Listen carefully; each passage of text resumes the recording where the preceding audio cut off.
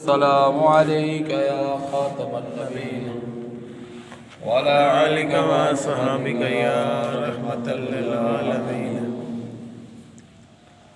الحمد للہ رب العالمین والصلاة والسلام علی سید الانبیاء والمرسلین. اما بعد فاعوذ باللہ من الشیطان الرجیم. بسم اللہ الرحمن الرحیم. مرحبا صد مرحبا پھر آمد رمضان ہے، کھل اٹھے مرجائے دل تازہ ہوا ایمان ہے. ہم گناہ گاروں پہ یہ کتنا بڑا احسان ہے، یا خدا تو نے عطا پھر کر دیا رمضان ہے. تجھ پہ صدقے جاؤں رمضان، تو عظیم الشان ہے کہ خدا نے تجھ میں ہی نازل کیا قرآن ہے.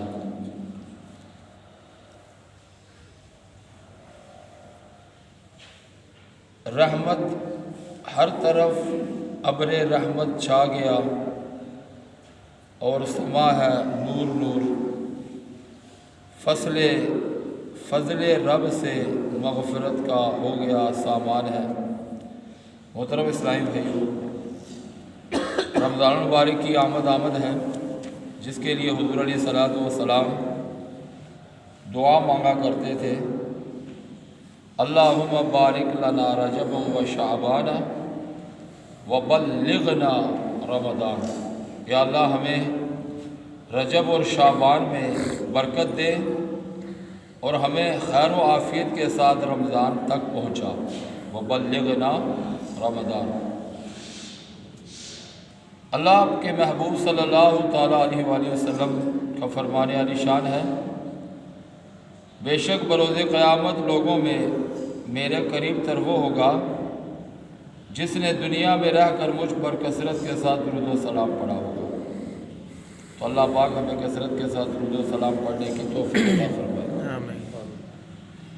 اللہ تبارک و تعالیٰ کا کروڑ احسان کہ اس نے ہمیں ماہ رمضان جیسی عظیم الشان نعمت سے سرفراز فرمایا. ماہ رمضان کے فیضان کے کیا کہنے، اس کی تو ہر گھڑی رحمت بری ہے. اس مہینے میں اجر و ثواب بہت ہی زیادہ بڑھ جاتا ہے. نفل کا ثواب فرض کے برابر، فرض کا ثواب 70 گنا کر دیا جاتا ہے. بلکہ اس مہینے میں تو روزہ دار کا سونا بھی عبادت میں شمار کیا جاتا ہے. عرش اٹھانے والے فرشتے روزہ داروں کی دعا پر آمین کہتے ہیں.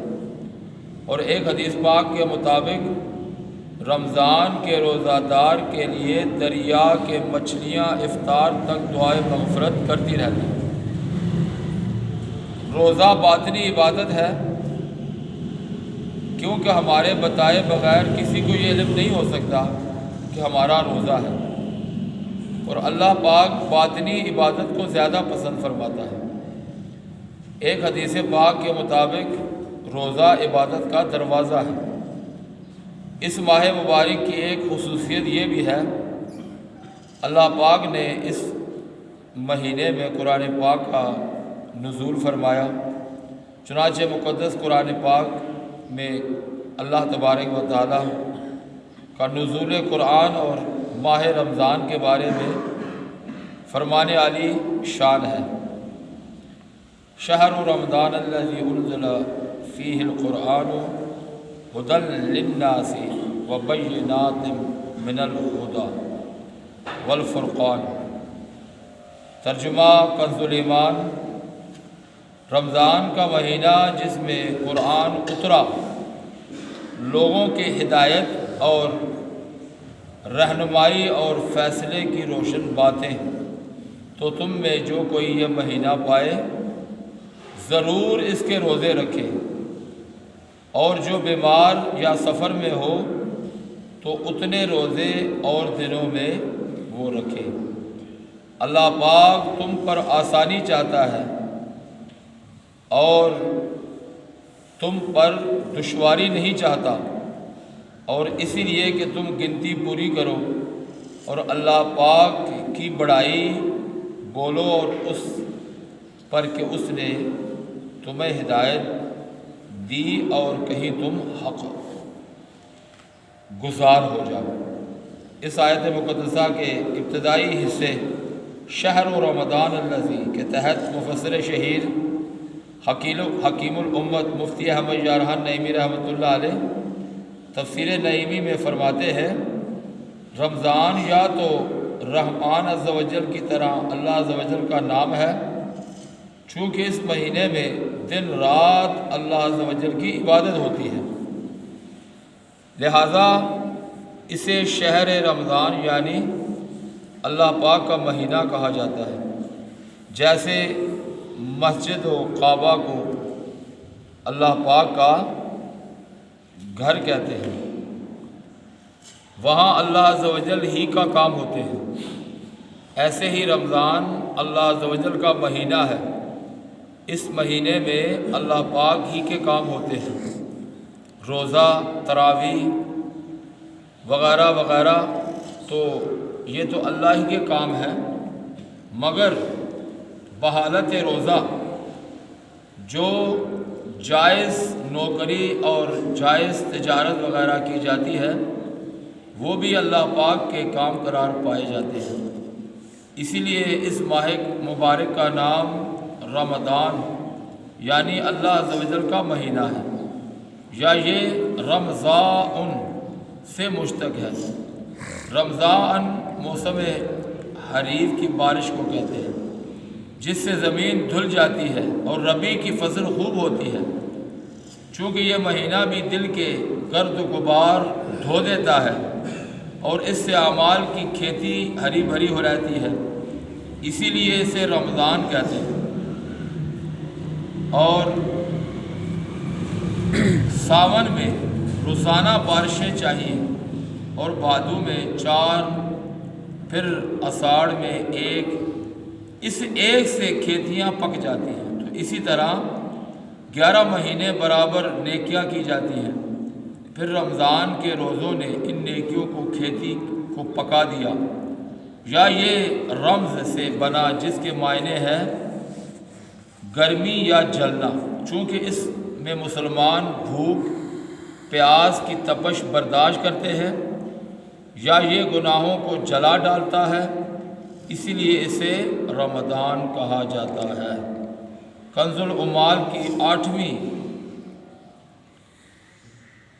حدیث کے صفحہ نمبر 8ویں جلد کے صفحہ نمبر 217 پر حضرت سیدنا انس رضی اللہ تعالیٰ عنہ سے روایت نقل کی گئی کہ نبی کریم صلی اللہ تعالیٰ علیہ وآلہ وسلم نے ارشاد فرمایا اس مہینے کا نام رمضان رکھا گیا ہے کیونکہ یہ گناہوں کو جلا دیتا ہے، رمضان گناہوں کو جلا دیتا ہے۔ حضرت سیدنا مفتی احمد یارحان نعیمی رحمۃ اللہ علیہ فرماتے ہیں بعض مفسرین رحمہم اللہ تعالیٰ علیہ اجمعین نے فرمایا جب مہینوں کے نام رکھے گئے تو جس موسم میں جو مہینہ تھا اسی سے اس کا نام ہوا، جو مہینہ گرمی میں تھا اسے رمضان کر دیا گیا، اور جو موسم بہار میں تھا اسے ربیع الاول، اور جو سردی میں تھا پانی جم رہا تھا اسے جمادی الاولیٰ کہا گیا۔ اسلام میں ہر نام کی کوئی نہ کوئی وجہ ہوتی ہے اور نام کام کے مطابق رکھا جاتا ہے۔ دوسری اصطلاحات میں یہ بات نہیں، ہمارے یہاں بڑے جاہل کا نام فاضل رکھا جاتا ہے اور بزدل کا نام شیر بہادر رکھا جاتا ہے، اور بدصورت کو ہم یوسف کہتے ہیں۔ اسلام میں یہ عیب نہیں، رمضان بہت خوبیوں کا جامعہ تھا، اسی لیے اس کا نام رمضان ہوا۔ سیدنا ابو سعید خدری رضی اللہ تعالیٰ عنہ سے روایت ہے کہ حضور علیہ الصلوۃ والسلام کا فرمان رحمت نشان ہے جب ماہ رمضان کی پہلی رات آتی ہے تو اللہ پاک آسمانوں اور جنت کے دروازے کھول دیتا ہے، آسمانوں اور جنت کے دروازے کھول دیتا ہے، اور آخری رات تک بند نہیں ہوتے۔ جو کوئی بندہ اس ماہ مبارک یعنی رمضان کی کسی بھی رات میں نماز پڑھتا ہے تو اللہ پاک اس کے ہر سجدے کے عوض یعنی بدلے میں اس کے لیے 1500 نیکیاں لکھتا ہے، اور اس کے لیے جنت میں سرخ یاقوت کا گھر بناتا ہے جس میں 60,000 دروازے ہوں گے، اور ہر دروازے کے پٹ سونے کے بنے ہوں گے جس میں یاقوت سرخ جڑے ہوں گے۔ بس جو کوئی ماہ رمضان کا پہلا روزہ رکھتا ہے تو اللہ پاک مہینے کے آخری دن تک اس کے گناہ معاف فرما دیتا ہے، اور اس کے لیے صبح سے شام تک 70,000 فرشتے دعائیں مغفرت کرتے رہتے ہیں۔ رات اور دن میں جب بھی وہ سجدہ کرتا ہے اس کے ہر سجدے کے عوض یعنی بدلے میں اسے جنت میں ایک درخت اس کے لیے عطا کیا جاتا ہے۔ اس کے سائے میں یعنی وہ درخت جو اس کو ہر سجدے میں عطا ہوگا، اس کے سائے میں سوار گھوڑا یعنی اس کے گھوڑے کے اوپر بیٹھنے والا اپنے گھوڑے کو دوڑائے تو 100 سال تک ان درختوں کا سایہ ختم ہی نہ ہو۔ تو یہ شان ہے رمضان المبارک کی۔ جو بندہ اس کی قدر کرتا ہے اللہ تبارک و تعالیٰ اس کی بہت قدر فرماتا ہے، تاکہ وہ بندہ اس ماہ مبارک میں خوب عبادت کرے اور خوب سجدے کرے، قرآن پاک کی تلاوت کرے، رمضان کے روزے رکھے، تو اس کے گناہ اللہ تبارک و تعالیٰ اس رمضان کے صدقے میں معاف فرما دیتا ہے۔ تو اللہ پاک کی بارگاہ میں دعا ہے کہ ہمیں رمضان مبارک کی شان و عظمت کو سمجھنے کی توفیق عطا فرمائے، یہ جو مہینہ ہمارے پاس آ رہا ہے اس کا احترام کرنے کی توفیق عطا فرمائے، اور جو روزہ خور ہے ان کو بھی عبرت حاصل کرنے کی توفیق عطا فرمائے، کیونکہ موت کا کوئی نہیں پتہ۔